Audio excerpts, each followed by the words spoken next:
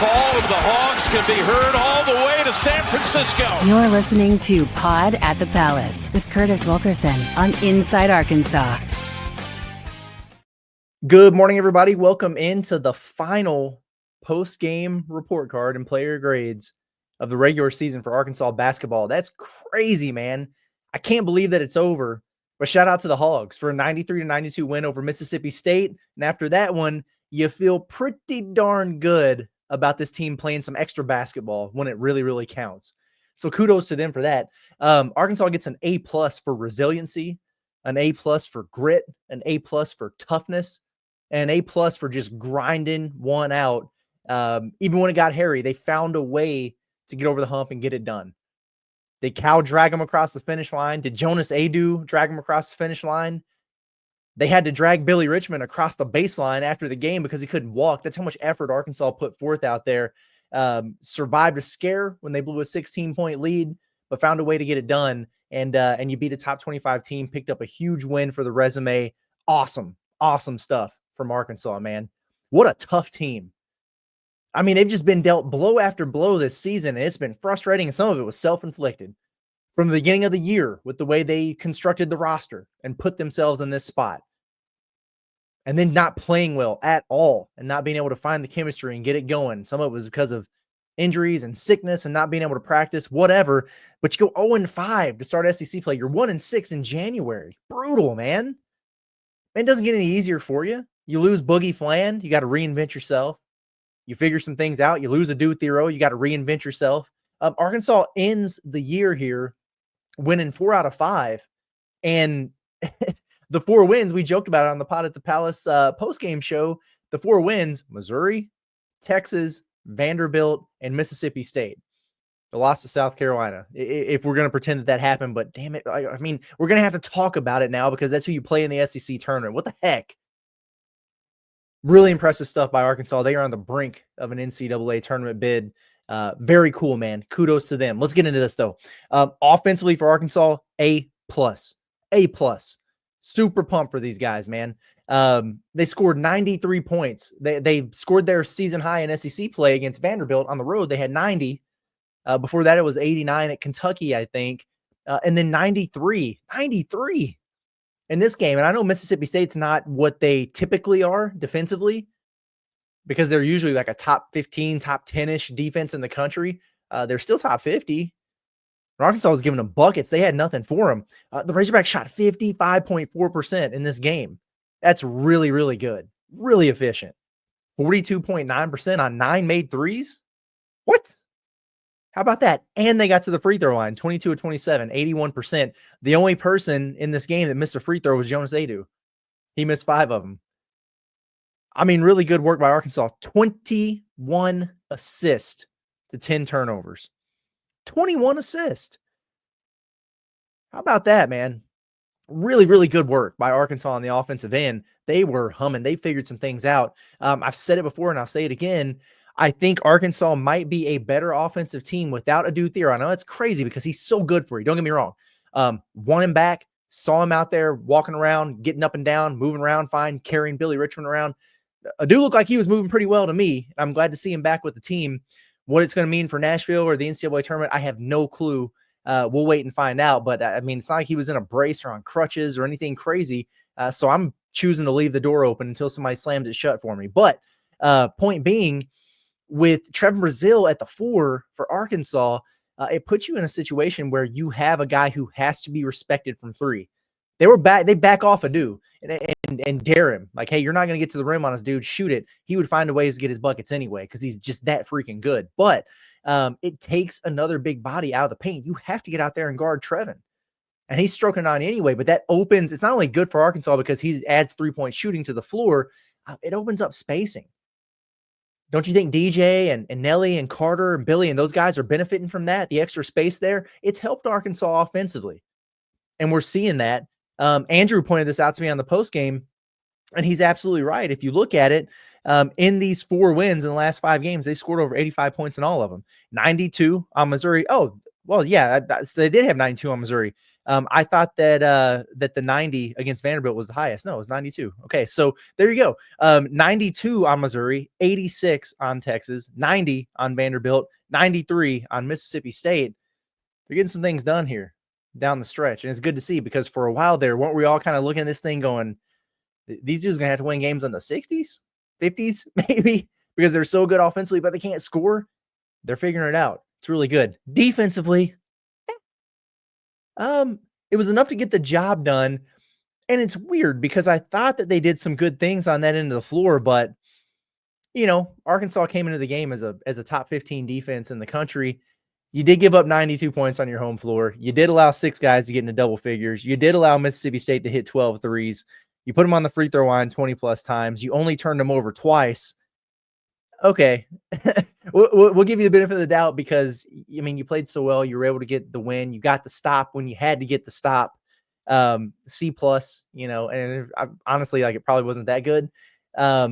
Mississippi State's got some firepower, man, offensively. I got to give them credit. Now, I will say, I thought Arkansas did a great job making an adjustment in the second half on Josh Hubbard. He had 12 at halftime, and you're thinking, well, if they're going to call a foul for this dude every time he pulls up for a 3 or he makes it, is he going to go for 30? Is he going to be the next guy that does this to Arkansas? He only had 5 points in the second half, and he only had 2 for the longest. He hit that late 3 in the final minute to tie it after DJ hit his. So they made really, really good adjustments against him. I think that they decided we're not letting this dude get us. Somebody else is going to have to beat us. Well, somebody else's kind of stepped up for Mississippi State. It just wound up not being enough for him in the end. I know people were getting really irritated about the rebounding at times, especially early on. But it's crazy if you go look at it at the end of the game. Arkansas out-rebounded this Mississippi State team, which is athletic and big and physical. They out-rebounded them by a dozen. And they were only out-rebounded 12-11 on the offensive boards, but Arkansas did win second-chance points. Outscored them in the paint. It's crazy that it's actually flipped because Mississippi State actually won fast break points 18-6. So you appeared to be better around the rim and with your physicality and on the glass, but it was Mississippi State that was more efficient getting up and down. Huh? Whatever. We'll take it. Let's move on to the player grades here. And it feels so good after everything that dude has been through, man, from start to finish, to give Jonas Aidoo some MVP honors, A+. And buddy, he earned every single bit of it. He was awesome. Big Z didn't really bring it in this game.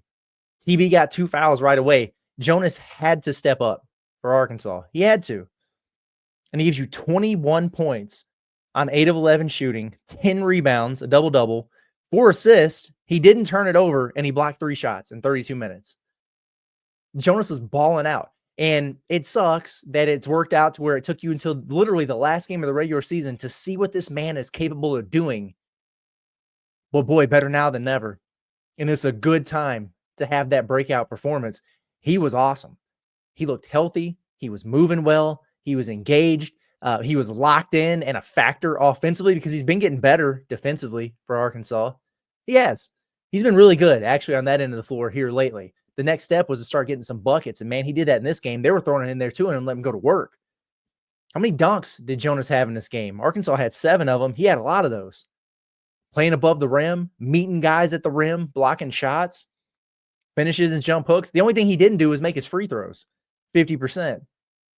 But, hey, it was a tie game with 11 seconds left, and he made the go-ahead one. So you'll take it.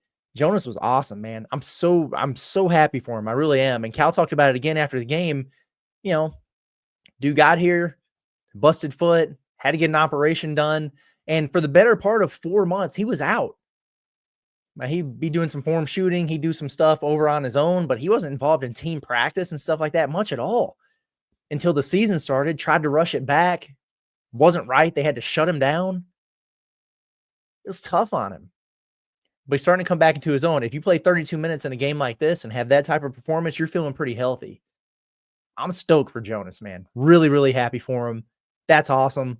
Good on him. And it looms large for the Razorbacks going into postseason play because this is a dude with a lot of experience and a lot of wins under his belt. He's a guy you want to have out there on the floor. And honestly, they played with him and Big Z out there on the floor at the same time quite a bit, and it looked okay. It didn't look too bad in this game. Wild, man. Okay, I'll go back to the top of the box score and work our way down here. John L. Davis, I thought he was really good. I think for Nelly, he's locked in. It was kind of weird to see that he was only 4 of 10 at the end of the game because I thought he was really solid, but 3 of 5 from 3, which is really good to see that type of efficiency from him. 4 of 4 at the free throw line. Another one, he had 4 assists, none of those silly turnovers that he gets sometimes. Couple steals, so he was still impactful on the defensive end. I tell you what, we got really lucky, and shout out to Logan Coker, but we were sitting down there, me, him, and John Neighbors, and we were right behind the bench on the front rows. People saw us on TV. It was awesome. Really cool seats, but it's just a different perspective. John L. Davis is locked in, man. He is loud. He is vocal. He's engaged. He's communicating defensively. He's talking in huddles. He's talking in timeouts. And he's got some killer instinct to him right now that, frankly, I didn't see for a lot of the season. He's dialed in. Okay, so it's a good position for him, a good headspace for Nelly to be in right now. I thought he played really well. I did. Trevin Brazil, I mean, let's go A- just because we have to acknowledge the first half. Picked up 2 cheap fouls right away. Can't do that. And Kyle was letting him have it on the bench after his second foul. Him and Carter both. He told him his stupid blanking fouls that got him sitting over there. He wasn't happy about it either. But he set 17 minutes in the first half. And it kind of, I guess, in a way, paved the way for Jonas to just get out there and play a bunch of minutes and get himself some confidence and get going. But my goodness, the second half, Trevin was incredible. Incredible. He scored all 11 of his points in the second half, hit 3 huge threes, was boarding it like crazy. He only played 23 minutes. I don't guess he really even came off the floor in the second half, maybe for just a second, but an 11.11 rebound double-double for Trevin. He is rebounding the basketball like a grown man right now and shooting it with a ton of confidence. His second half was critical, man, for Arkansas. So shout out to Trevin for stacking games. That's what we said, right? He played so good against Texas. Man, cool. Maybe he has something there. Stinker against South Carolina. Bounce back against Vandy, his best performance of the year. Hey, that's awesome. He's playing better. He's got some confidence. Can you stack games? Well, he just stacked them. You'd love to see it. Carter Knox, not his best today. Still really engaged, active defensively. He did foul a 3-point shooter. Man, that was probably the one that actually felt like it was a foul on against Hubbard on the perimeter.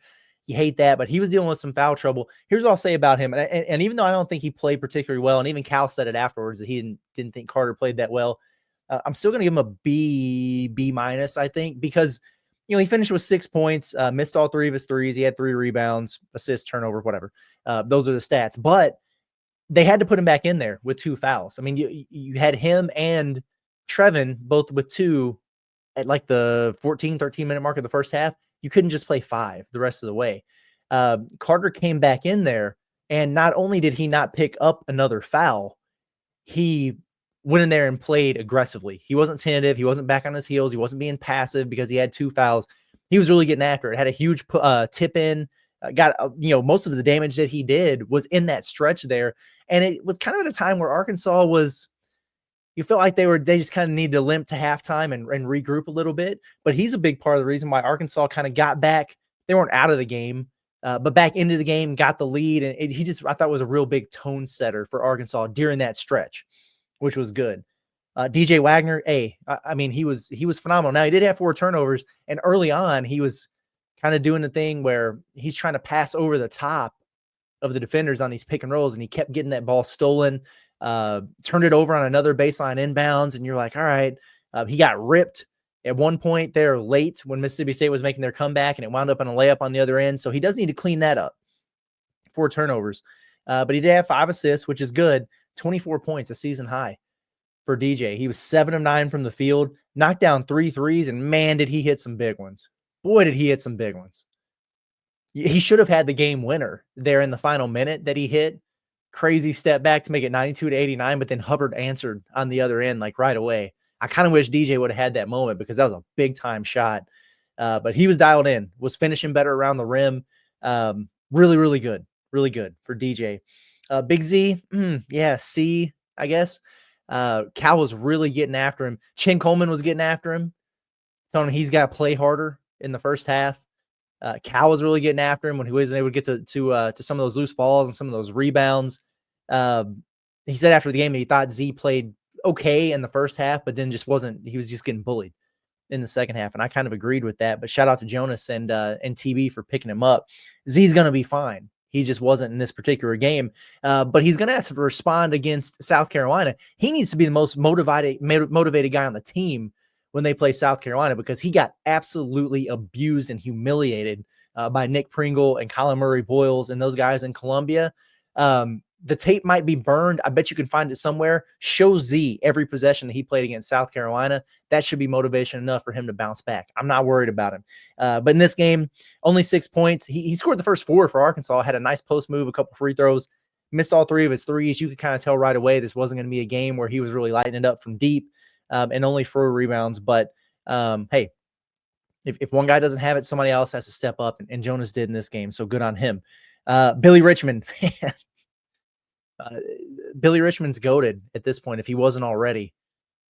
His effort is just unbelievable. For Billy Richmond, he had some good and bad mixed in this game. 3 more turnovers, some of them, it's bounce passes he tries to make that they just aren't there. Some costly ones, but he had 6 assists in this game, so it was really dishing, finding some guys on lobs, looked good, getting downhill a little bit again, making his layups, 4 of 4 from the free throw line. Also a very positive development. Finished with 10 points and 2 rebounds to go along with those 6 assists. Had 2 really nice blocks. One of them was his typical, I come out of nowhere and rise up and block it when you don't even think I'm around you. And the other one was the game winner. Jonas Aidoo makes that free throw with 11 seconds left. Here we come. Mississippi State's got a chance to win it in Bud Walton Arena. And Billy just locks down, doesn't foul, blocks the shot. Now, Mississippi State did corral it, and they were able to get another last-second shot off there that, thank goodness, thank you, basketball gods, for that thing rolling off. But that block shot by Billy Richmond was incredible.